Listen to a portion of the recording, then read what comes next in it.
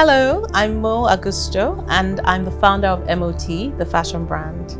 Today we're celebrating the launch of our new collection, our summer collection, and in doing that, we'll be having a conversation with a woman that we consider to be inspirational and aspirational. Today we'll be talking with Temi Akinsanya.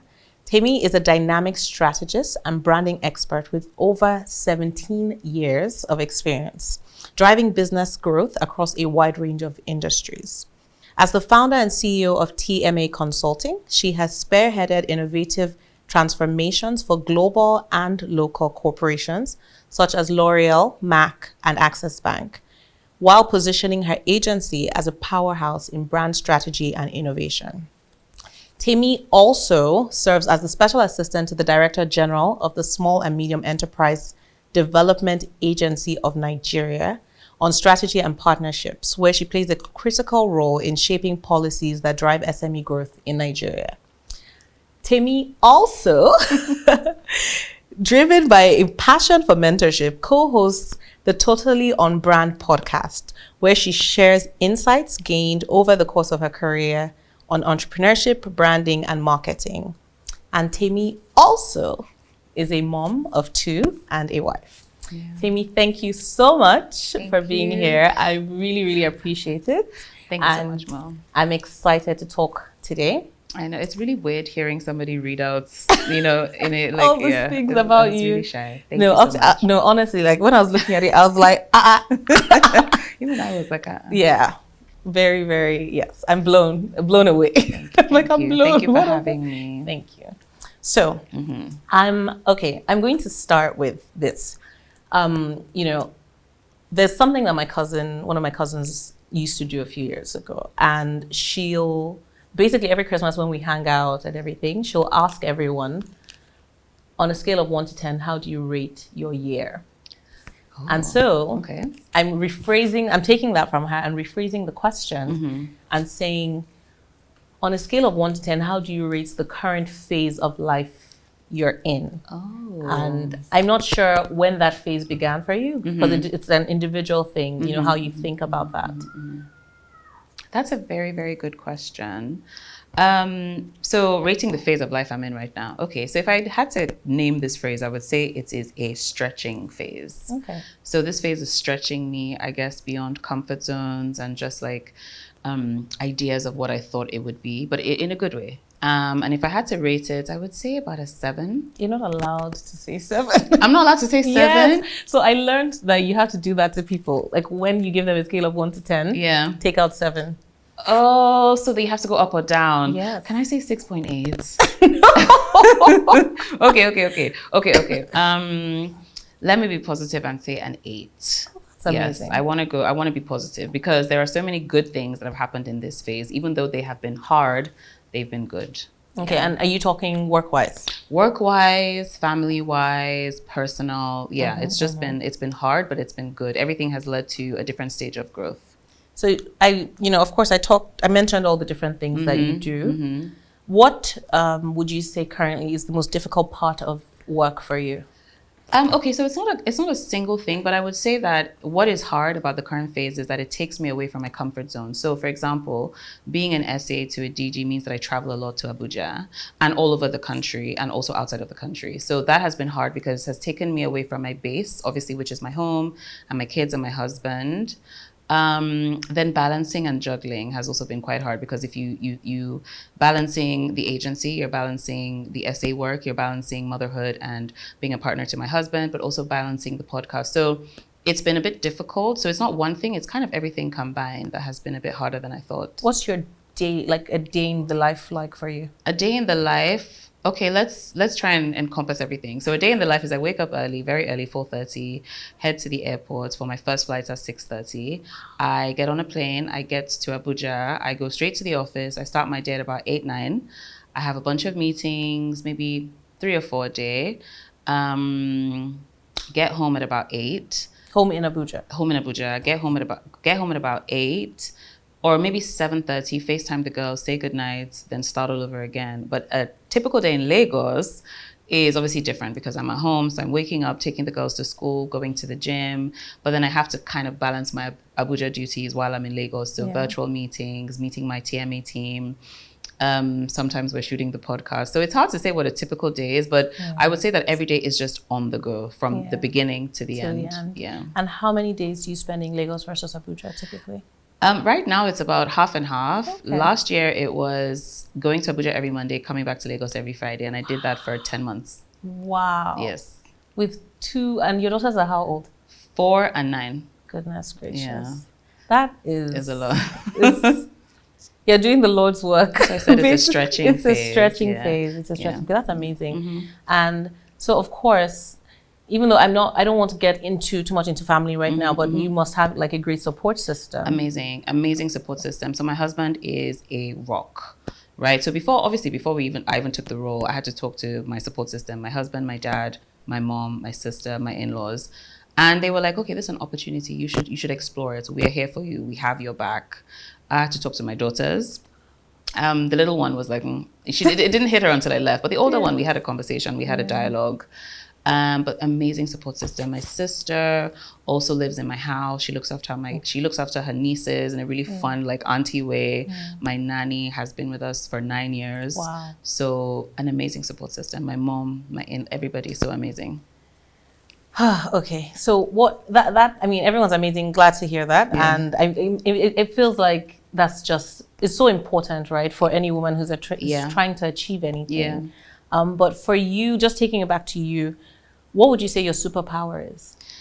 I think I have the uncanny ability to just get things done. And the thing is, I'm quite an anxious person. As you know, my husband would, if he watches this, he's going to start laughing because I overthink things, I overanalyze things. But when it comes down to it, I will just get it done because I almost have the need to just tick off the thing from my checklist. Like, okay, it's hard, it's difficult, I don't want to do it, but I'm going to do it either way. So I think it's my can-do attitude that I would say is my superpower. I would also say that I can be quite unassuming. I'm quite quiet in my like real everyday life. But then when you meet me and when I'm able to, or when I'm trying to lead a project or I'm trying to speak to someone about something, I jump into action. So like I leave whatever quietness I have. Yeah, so I'm the can-do and then the unassuming thing combined, it works for me. It's like you under-promise and over-deliver. Exactly. People fantastic. Underestimate. People underestimate you. Exactly. That's amazing. Yeah. And what superpower do you wish you had? I wish I had the ability to be positive all the time. Okay, let me take that back. I have friends. I wouldn't say they're positive all the time, but they have a positive outlook. So they're not always thinking about what could go wrong. They tend to think about what could go right. I'm always overanalyzing and overthinking. I wish my superpower was to be able to say, Temi, just take it as it comes. Don't overthink it. Not everything is a crisis. So that is because I have friends who are able to moderate. Like they're like, okay, if it didn't happen today, it'll happen tomorrow. Whereas if it didn't happen today for me, everything has broken into pieces and I'm just, so I wish that was my superpower, to be able to kind of to have a more positive outlook. And in doing all this, what are your self-care practices? Okay. Remember when I said I was going to Abuja every Monday and coming back to Lagos every Friday? Okay, in that period, I really, really took my self-care for granted. I wasn't doing a lot that was taking care of myself. But right now, I would say self-care for me is shutting down. Yes. I don't have to say yes to every social engagement. Yes. I can just stay at home and read a book or watch a nice TV show. I think my self-care routine right now is taking care of just being by myself. So just alone time. Yeah, alone time. Recharging. Alone time and recharging. That's my great. Self-care. What would you say is the most important lesson you have learned in your adulthood that maybe even shapes how you navigate life? Adulthood. I think this is a lesson that has been reinforced by both my dad and my husband, who are just two of the most important men in my life, obviously.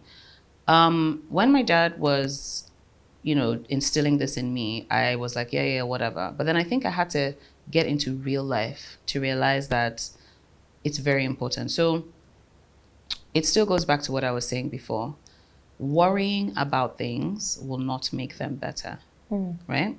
So it's a very important lesson because you can define it or you can interpret it in different ways. But the truth is that worrying about things will not make them better. Okay, you didn't land a project or you didn't land a deal. If you worry about why you didn't, you're not going to focus on the solutions. This is important for people like me who are overthinkers. It is, for me, I would say that it applied to when I had a newborn. Oh, she's not sitting up at this age, or why are her teeth taking so long to come out, or why is she not responding to this? Like if you allow yourself to be solution oriented as opposed to worrying about why something didn't work, it allows you to find ways to get over what it is that you're worried about. So for me, Temi, and it's something I keep reminding myself about every day. Sometimes I'll go to my husband and I'll be ranting, oh my God, this is not going well. This is not going well. I'm so upset. And he's like, just break it down, bite sizes. What do you need to do to get this forward? How are you going to fix this? How are you going to solve this? But I can tell you for free that if you worry about it, all you're doing is negatively impacting your mental state. It's not going to change anything. You can't go back in time. And it applies to business. If you don't land a client, if you don't land a project, if everything goes wrong, just think about the solutions as opposed to worrying about or thinking about or obsessing over why it didn't go well. And that is one of the most important things that I carry with me everywhere and every day in my life, from my children to my work to my friendships. That's amazing. Yeah. That's definitely something for me to think about. I mean, I wouldn't say like I'm a huge worrier. I can be a bit like, just like let go of things. I but see that about you. There are some things where I overthink. And it really makes no difference. Life is so short. Yeah. That's the thing. Every day is a new day, and the day before it has gone. You can't get back that day. Like, just what is the point of like overthinking about it or worrying about it? Yeah. So it sounds like you're really close to your dad. Very. So I want to ask about your upbringing. Okay. Right. What would you say about your upbringing, your childhood? What was I guess, how would you define your childhood? And what would you say, and how would you say your childhood defined you? Oh, I mean, obviously I'm older now. When we were younger, and then, your mom and your dad would say, when you're older, you'll understand. And we're like, no. And then I do. I do now. I do understand now. I mean, my upbringing was value-based. So what that means is we were brought up based on a set of values. It wasn't like, my dad never really said you have to get all A's or you have to be the smartest person in your class. He was more concerned about if you're a good person. Are you, like, I will never forget that when we were growing up, anyone that worked in our house was not our staff. Like, they were not our domestic staff. They were my dad's, because he's paying their salary. So I couldn't treat them as though they weren't members of my family. So we couldn't ask them if I wanted food, I would go to the kitchen and make my own food. So then what happened was that the people that worked in our house became family members to us. They've been in our house for like almost 30 years. Wow. So then I took that into how I then hire people in my house and how I treat them. And we were just raised based on values. My dad was very upfront about a lot of things. He was very, very honest about a lot of things. He told us how the world would work. As we got older, we may have fought against it when we were younger, but now we're seeing it come to pass. Like now, my sister, my brother, and I, we all call my dad at the drop of, like, oh, something is wrong, we call my dad. And he'd be on the phone with us for like an hour and a half, just talking. Yeah, so I would say I mean, it was tough sometimes because as a child, you're pushing against like rules and boundaries, but it made me the person I am today. It made me, I think, a good person, a person who treats people with dignity and respect. So that's how we were raised. That's amazing. Yeah. And what about your upbringing? Would you I mean, you kind of answered that question, but maybe there's something other than that. Would you make sure to replicate with your kids? And what wouldn't you? Okay, so I talked about my dad, but I didn't talk about my mom. My mom was really good at exposing me. My mom was really big on creating experiences that would leave a lasting memory. So every summer we're going somewhere. We're going to Rome. We're going to Dubai. and this was before Dubai was Dubai. Like, she's taking me places because she's like, I want you to have a lot of like varied and nuanced experiences through your life. So so my dad combined with my mom taught me to be value-based and not materialistic. So if you ask me what a good time is, it's an experience. So what I'm trying to do with my kids is also teach them that material things, they come and they go, but experiences and memories are very important. Even food, my love of food, we share a love of food. My love of cooking food, cooking food well, Yes. nicely presented well. Yeah. So that came from my mom. She taught me how to value just the how will I say, the soft pleasures or the small pleasures in life. Absolutely. You know, my mom and I would say that one of our favorite meals when I was growing up was like a baked potato with tuna and sweet corn. Like it was just it was just quick and easy, but we loved it. We'd get it, we sit in front of the TV and then we'd watch our favorite show. So that's what I'm trying to instill in my children, the simple joys. You know, you don't have to attribute joy to huge things. So that's what I'm trying to instill. And what wouldn't I take away from my upbringing? What wouldn't I? I don't want to offend my parents. I don't know if they're going to watch this. They probably won't. Unless I sent it to them. I will definitely be sending them the link. What wouldn't I take away? I would say that, I mean, it's maybe it's a Nigerian parent thing. Don't over-focus on academics. I mean, academics are very important, but I would say every child is an individual. So it's not just like one broad stroke of do well in school, but also do well outside of school. Yeah. That's a good one. And how would you want your adult children, so in like 20 years, how would you want your children to describe you or feel about you? I guess? Approachable. I want them to describe me as approachable. I want them to describe me as honest, like whether it's good or bad or easy to hear or hard to hear. I want them to describe me as, do you know what's funny? If you ask my sister today what kind of parent I am, she would say I'm quite stern. And this is good cop, bad cop. I would say I'm probably the bad cop in my house. I don't know. But I'm not.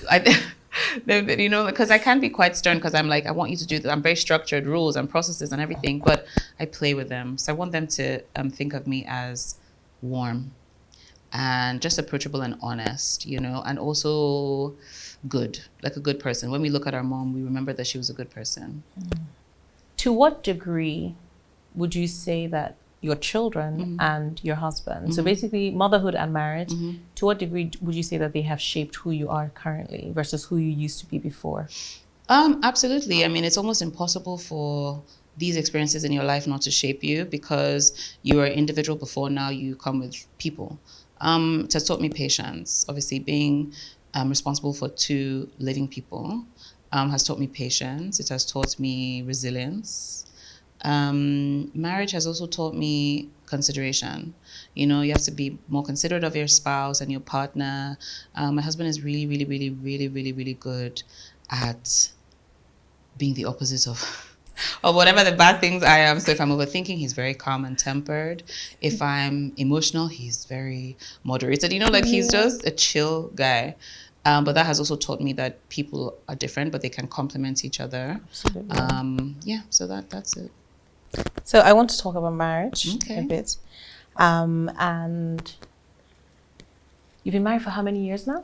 10 in October. Goodness gracious. You guys are veterans. Now, I'm sure someone who's been married for 30 years will like look at me and be like, look at these children. Little ones, youngins. But 10 years is not, it's not easy. It's not. I mean, what would you say is the biggest success factor in your marriage so far? Biggest success factor really is, I would say, friendship. You know, yeah, it's we're able, I think now, especially as the marriage has progressed, you're able to take stock of how much of a friendship we have, and we can gist and we can laugh, but there's a certain necessity. Like friendship is a necessity in your marriage, right? Because there will be days when you're very frustrated about different things, the children, money, physical image, you know, whatever it is, the things that are very fluid, that they get better with time or they get worse with time, but they ebb and they flow, but the friendship needs to remain. You need to come back home after a long day and say to your partner something honest, something truthful, something loving, but all of that is rooted in friendship. And I think that the biggest success factor between my husband and I is that we're friends. We enjoy each other's company, whether it's in silence, because we do this thing all the time. We'll be in the same room, but we're not talking to each other. I just want to be near him. You know, sometimes I'm like, can you follow me to the supermarket? And he's like, why?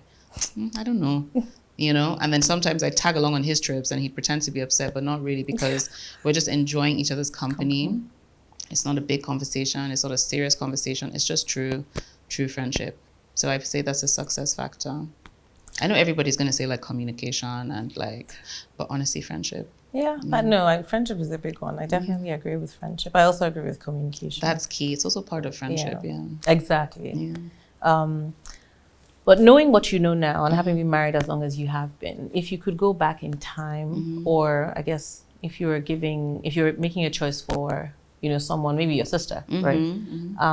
What would you be like? These are the attributes you need to have in your partner. I mean, I don't know if there are attributes.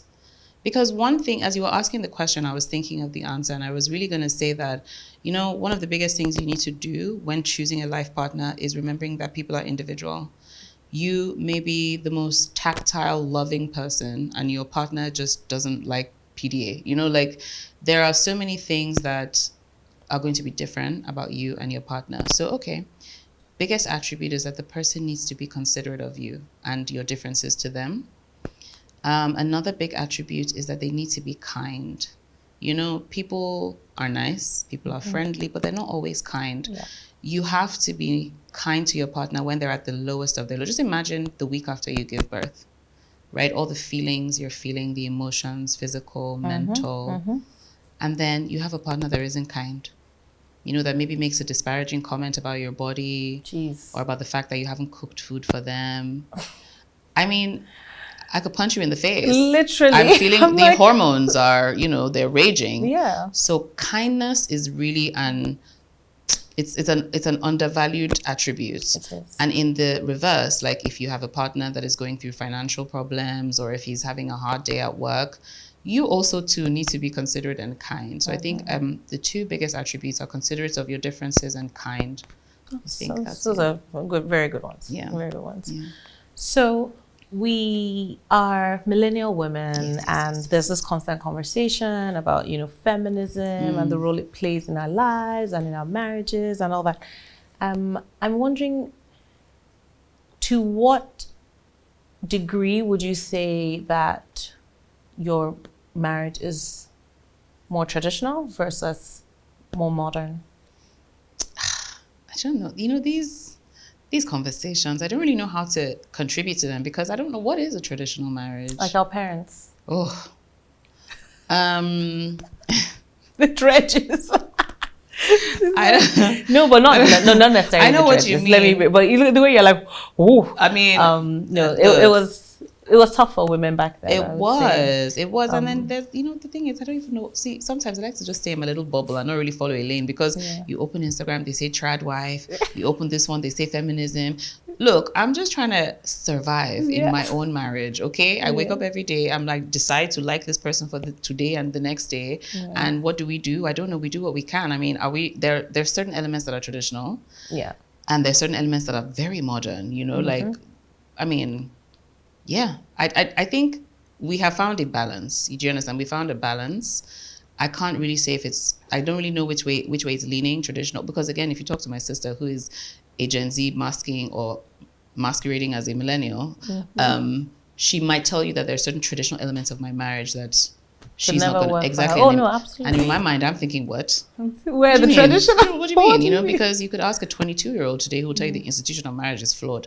I don't know, my dear. I'm just trying to do what I got to do to survive, Absolutely. So I don't know if it's traditional or modern. I just know that it works for us. Yeah. Yeah. So you actually you don't think about that? No. Interesting. Not at all. But you obviously feel like you are comfortable enough in your own situation. Yeah. You are not restricted. No. You're able to do whatever it is that you want. Well, not whatever, but enough of what you want to do, and I guess pursue your own individual goals and all of that. Yeah. Let's put it this way. So if I had like a radical idea, like for example, going to Abuja for half of the month every month for the year, would my spouse have something to say about it? Yeah, but then we'll talk it through. Yeah. He wouldn't make a judgment. He wouldn't say no. He would just be like, why? Talk to me now. Like, what's going on? Yeah. There are some things that, and it's vice versa. There's some things that he would say he wants to do that I'd be like, I don't know, is this the right time? And vice versa. So we kind of talk through things. That's why I said it was good to be raised on a value-based system, because my husband and I are not the same religion. You know, he's Muslim, I'm Christian. Most people find that hard to deal with, but I'm like, no, we both have the same values. We're both considerate people. We both talk it through. We're friends. So whatever challenges we meet, we can kind of talk through them. But I feel free to express myself in my marriage. Yeah. But so on the religion thing, by the way, my mom was Christian, my dad was Muslim. They're my favorite example of how it works. Yeah. So what how do you navigate that for your kids? Conversation. I don't know what it was like for you guys, but it's a very interesting conversation, because then it brings up like the discourse around like how you view religion, like how me as a person I view religion. Initially, it was all about what other people thought. Our parents, I was initially afraid to introduce my husband to my dad, because I thought he would have a go at me, and he was like, what? Half of my friends are like... I was going to say, how could you... I couldn't, I was like, wait a minute. Yeah, you're in your head. He was more like, no, it's about values and about morals and about like understanding each other. And then obviously, though we're different religions, we're the same culture. We're both Yoruba. We're both like quite like, rooted. It does make it easier.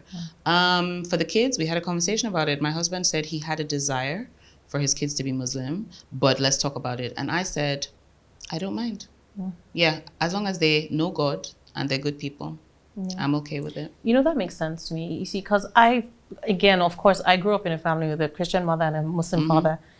But for me, it's just like completely insane when I see people who are married to people from other religions take such strong stances against the religion of the person they're married to. Yeah. Like, what are you doing? Yeah. Like, so why are you married to this person if you're so opposed to...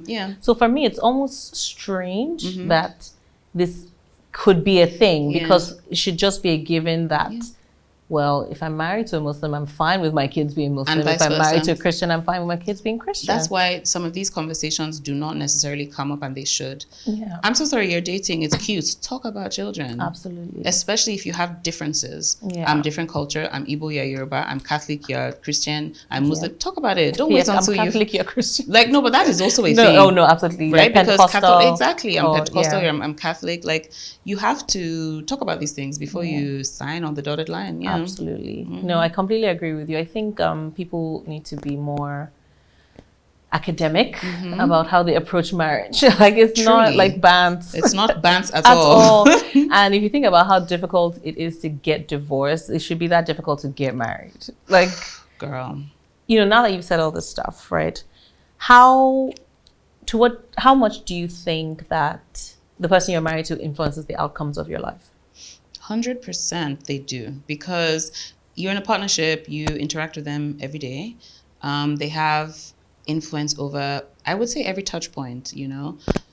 They do. They influence you to make good decisions. They support your good decisions. They accept your bad decisions, but kind of don't hold you to it for too long. At least they shouldn't, you know. That's something that's very important. They absolutely do. You're in a partnership. You're kind of each other's support system. So yeah, they do. Like my husband absolutely influences, I would say, every part of my life, but without it being overbearing at all.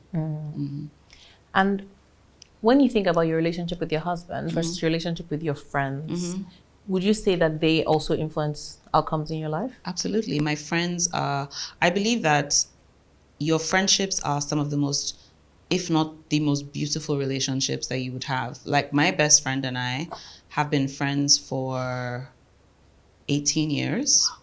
We met on the first day of uni. Have I given away my age? That's what I laughed when you said that. Actually, no, I didn't, because we've been friends longer than 18 years. Anyway, we met on the first day of uni and we clicked.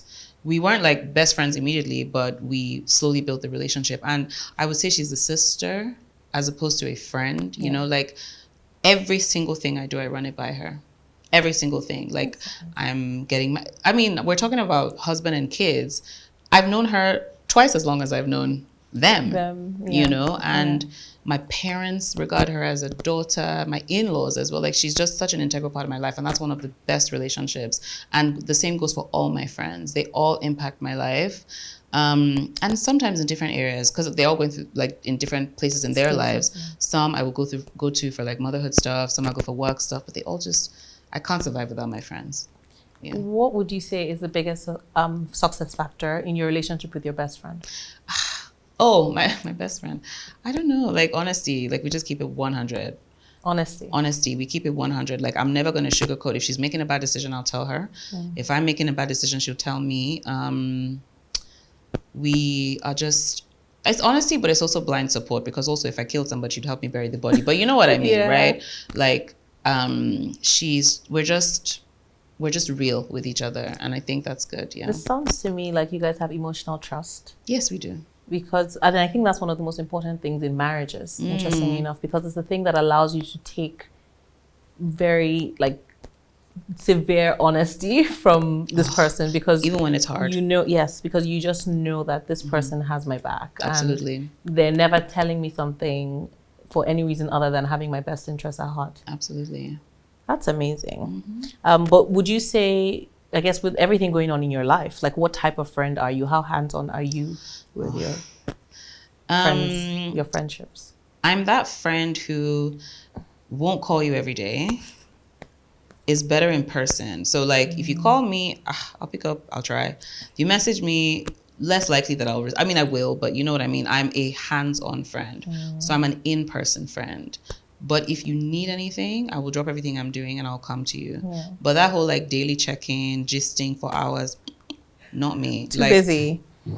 I'm busy, but I'm also not, I don't know that I'm able to even give like that much of my, I don't know how to explain it. Like, I love you, you know I love you. And I'll do anything for you, but I'm not like, because and the people like that, I feel like they're so precious. They're like precious gems to humanity. You know, the people that call you, check in on you, ask if you're They're so okay, sweet. send you flowers for no reason. Oh, buy you a cake buy on you your a cake. birthday. Like, I love people like that. Yes. I wish I was one I of wish them. I was. I'm not. Yeah. Yeah, that makes sense. Have you ever had to walk away from a deep friendship? Oh, yeah. Why? Several reasons. I mean, at different stages in my life. One particular friendship which just gutted me. You know, like we're in different stages in our lives, and I think there was some innate inconsideration that we couldn't really place our finger on. Because imagine, okay, you have a baby. You're just going through a different stage, and then you forget that your friend has a different experience. You start being a little bit more inconsiderate. The person just kind of, it builds up and it builds up and it builds up, and then it's really hard to repair. So you're just both in different places. So that's happened to me once. I've also walked away from a friendship for about a decade and came back. Oh, wow. Yeah, that was really, really nice, because again, we had maybe a fallout, didn't talk to each other for a long time, and then I reached out because I was like, I miss you and I love you and I want you to be my friend again. Aww. And so, yeah, but I don't know if there's a single adult in this world that hasn't walked away from a deep friendship. People are non-confrontational. But then, well, I guess that okay. doesn't actually, no, that's not like about confrontation. Some people But are. I know what you mean. Some people are permissive. I know what you mean. Okay, I know what you mean. Some people are just fine with people doing anything. I know what's funny. Sometimes I may be the person that did something. I don't know. Like I can't really say that who is right or who is wrong. But yes, friendships have ended, and it felt like my heart was broken. Like that was heartbreak. But yeah, I have. So how do you define for yourself, like being healthy? Physically or? All of the above. Oh. How do I define myself being healthy? I'm not gonna lie. I don't know if I've had a good night's sleep in like 4 years. So I don't necessarily think that healthy is a word that Only 4? You have a 9-year-old. I know. So but you slept after. I mean there was a period before I got pregnant again when I was okay now. Like I was sleeping again, and then I had a baby, and then, but I think that now my lack of sleep is tied more to like mental, like I'm busy, but my brain is working faster than my body. So I'm constantly thinking, I feel like there's too much to do. Healthy. I don't necessarily think that I'm healthy. Is it okay to say, like, I don't want I am healthy, right?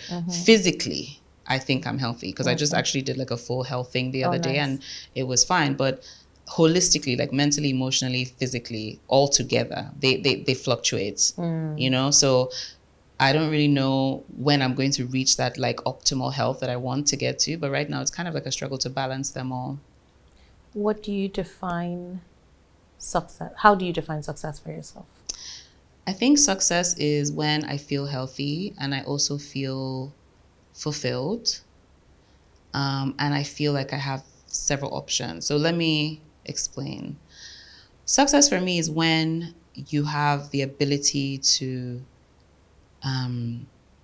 have options. So what that means is, and it's obviously tied very largely to wealth and prosperity, but that feeling of I can do this or I can do that, not that I have to do one specific thing because I don't have the ability to choose. So can I look at this school? Can I look at that school? Can I don't know how to explain it. Like it's the ease of knowing that you have options. Oh, absolutely. I get that. Yeah, the ease of knowing that you have options that makes me feel successful. I've worked really hard. I'm able to give my family this or that. I'm able to experience this or that. I'm able to buy this or that. It just gives you a sense of well-being and peace. Peace. I was going to say peace of mind. Peace of mind to me is success. And of course, peace of mind is tied to money, it's tied to the economy, it's tied to health, it's tied to friendships, relationships, all of that. So success for me is peace of mind. How important do you think that finance and money are in the overall well-being of a family? Of the utmost importance, because money gives you options, money gives you peace of mind, in its most simplistic form, of course, but like it allows you to give your children experiences, it allows you to give them health, it allows you to give them happiness, you know, whether it's through I don't know, material things like toys or experiences or whatever. Like, you know, obviously time is very important, but money also facilitates time. Because usually when there isn't money, there is very little time because you're spending all your time looking for money. Yeah. So how would you, I mean, if you had to advise someone on like the decision to, you know, get married or have children and or have children without a stable financial foundation, like how would you advise someone to navigate that? So it's interesting because everybody has their own definition of financial stability, right? Fair. So I think that everything needs to be discussed beforehand. What is a realistic comfort zone for you? Absolutely, that makes a lot of sense. What is a realistic comfort zone for you? What are your aspirations and your goals? You know, some people want their children to go to XYZ school.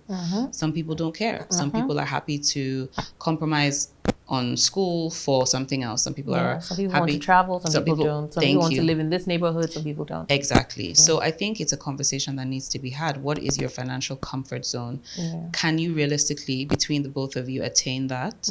Can you attain it with one child? If you add a second child, add 30% inflation, just have a year on year.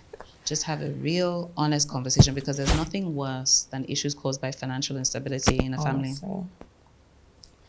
And when you think about your life, I'm going to have to, and you think at 40, at 50, at 60, what do you think are how do you think you would define success for yourself? Okay. So I'm almost 40. So I would say that at 40, success, right? Success for me is, like, I would say fulfillment of all the things that I've been striving for the past decade and a half. So that looks like, it could look like a promotion, not necessarily like or like an elevation. It could look like like recognition. I see the efforts you've put out there, and also the peace of mind thing we were talking about. 50, okay, by 50, my children are in university. I think success to me looks like happy, healthy children at 50. Although that will be success all through. But at 50, for me, I would have already attained, you know, fulfillment. Hopefully I would have gotten to where I wanted to get to in my career, because I definitely want to retire at 50. Interesting. And yes, I want to retire from like work, but not passion projects or, you know, but definitely the like toiling and I just want to be there. Like, but you want the agency to continue. Absolutely. Oh no, there's a sustainability plan for that. Like I'm just right now the transient CEO. Somebody else will come in and take over. But for me, that looks like then focusing, because remember that between the ages of maybe like your mid-30s, mid-40s as a mother, you're really like growing and you're attaining. So there will be some sacrifices you make in the time you spend with your kids. Absolutely. When you're in your 50s, your kids are now at their own cusp of adulthood. So I would really love to be really present for that. So for me, that is what success looks like for me, because I'm assuming we're accumulating the success. So the success from 40 adds to the 50 plus. Love that, At 60, I don't know. Grandbabies. I don't know. My goodness. I don't know. Grandbaby. I don't know. What if like, your kids don't want kids? Okay, well then you travel. Like you don't want to give me grandbabies. Oh yeah, come and travel with me. Like I think 60 is just peace, ease, happiness, health. Health at 60. Health is Health important at 60. at 60. Health at 60 and just, peace. Yeah. Okay. So if you could ask any Nigerian woman, like an older Nigerian woman, anyone, a question, who would it be and what would you ask her? I feel like no matter who asks me this question and where, the answer will remain the same. So Ngozi Okonjo-Iweala, and let me tell you why. I think I've always admired her, but I think why I admire her, especially now at this phase in my life, is because she was a woman in government. She had 4 children. I don't know. See, that's the thing. I don't know what she was doing or how she was feeling at the time, but she managed to do it all. She was a minister twice. One of her children is like a prolific author. She had 4 children. Yeah. And she still sort of like this. Achieved. She achieved everything she wanted to. I don't know, but she achieved a lot. Enough, yeah. And she's still achieving. Yeah. And she's very like no nonsense. And she's very well respected. And for me, she showed me that women can do hard things and still have a husband and still raise a family, but not really lose themselves in the process. I mean, she may have, but she still managed to attain what she attained. I love that she was a woman in government, which was obviously and still is today the minority. Yes. She was well respected and she just kind of, excuse my French, got shit done. Do you understand? Like I really admire her. And if I could meet her, I would ask her simply how she managed to balance everything. Yeah. And at what point do you think that as women, we should begin to seek to offer mentorship as opposed to seeking it for ourselves? Okay, I'm of 2 minds when it comes to mentorship because, sometimes mentors can influence you in a negative way. I like the idea of helping younger women or peers. I just like the idea of imparting knowledge, but mentorship sometimes comes with a lot of pressure. If somebody came up to me today and was like, I want you to mentor me today, I would say to the person that I'm currently mentally stretched. I'm not able to mentor you in the way you want me to, but I can impart some knowledge. So I don't really know if there's a specific age or phase in your life, but I think that you need to have the mental capacity to mentor somebody before you accept, because if you don't, you'll be doing that person a disservice. Oh, absolutely. And also you. But I like that answer. Excuse me. So I like that answer, but even when you sort of narrow it down to knowledge sharing, right? I think the same. I kind of want to ask the same question. Yeah. Is at what point do you think a woman should transition from sitting down and listening to her elders versus saying, I have some things that I've learned and I can actually share for the people coming behind me? That's a good question. Thank you for asking that, because truly, I believe that everybody has something to share. So I don't know if there's a specific age. I think once you feel confident enough in your own knowledge or your craft, it's okay to impart that knowledge. And I also believe in peer mentorship is also very big to me. It's not about like whether you're older than me or not. Like, do you know something that I don't? Do I know something that you don't? Can we exchange knowledge? I don't know if there is an age, but I will say that I'm raising my children to kind of like question things. So in a very polite way, of course, because you're still Nigerian. I think that if I'm having a conversation with my 9-year-old right now, she could tell me, oh no, mommy, you're wrong. This is what I think. So I don't know if there's a specific age. I think it's when you're confident enough in the knowledge that you have to impart, you absolutely should, because there are people who can learn from you, right? So it could be a blog, it could just be a social media post, whatever, but you should, whatever age you are. Amazing. And so just circling back to your work, what would you say is the biggest success factor for you? Success factor. I don't know. Do I leave value wherever I go? Like, do people remember my name in a positive way? If people have a problem that needs solving, do they think of Temi? It's value. It's really just like, do I impart value wherever I go? That's a big success factor. That's a good one. Yeah. And what informs the work that you do? How did you arrive at this? And like, what motivates you to do it? That's interesting. I don't know. So at my core, I'm like a huge marketing professional. So I love the art of storytelling. I love the art of convincing and strategy. Like, how do you get there? How do you make a story profitable? I don't know what informed it. I think I have the gift of the gab. Like since I was young, like I just yep. So I think I like convincing people. And then I thought, oh, there's actually a job or like a career that comes from this because I studied human genetics at undergrad. So I this didn't clearly know wasn't, that. yeah. I wanted to be a scientist. I wanted to cure sickle cell, Oh, but wow. that was just like a desire as opposed to what I was really good at. So when I got into school, I quickly realized that no, this is not really what I want to do. So then I got a master's in business, and I realized that I love marketing. Um, I think what drives me every day is really just to help people tell stories, amplify their stories in like a very cool way, and just kind of like elevate the level of storytelling in this country, to match what it is like. Because you know when you go to school abroad and you live abroad, you're like, they're just doing so much. You know, I want us to do that here. So that's kind of why I started the agency. Nice. Yeah. And how often do you evaluate your progress, both in your career and just for yourself? I would say not enough. I should probably take stock quite periodically. I think maybe when there is a huge shift or leap, I tend to do that. So when I took on this new role, I then evaluated everything I had done prior. I don't do it very often, but I do want to start doing it annually. Maybe every year I turn a new age. I just want to take stock of what I've done before. And high level, what would be the things you're taking stock of? So I'd be taking stock of how many lives I've impacted positively. I'd be taking stock of how well I am as compared to the last year. Am I sleeping better? Am I well? Am I exercising more? Am I eating well? I would also take stock of where I am in my friendships and my relationships. Have I improved things? Like, are there gaps that I needed to plug? It would be real life metrics. It wouldn't, I don't think it will all be tied to like success. It would just be like, am I improving year on year over something the last year? Yeah. How often do you exercise? 3 to 4 times a week. I need to get on that.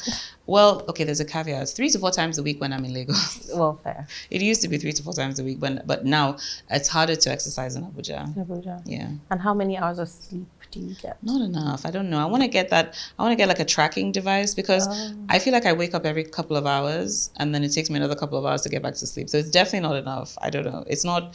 It's maybe like 4 or 5. Maybe 5 on a good day. Yeah. Amazing.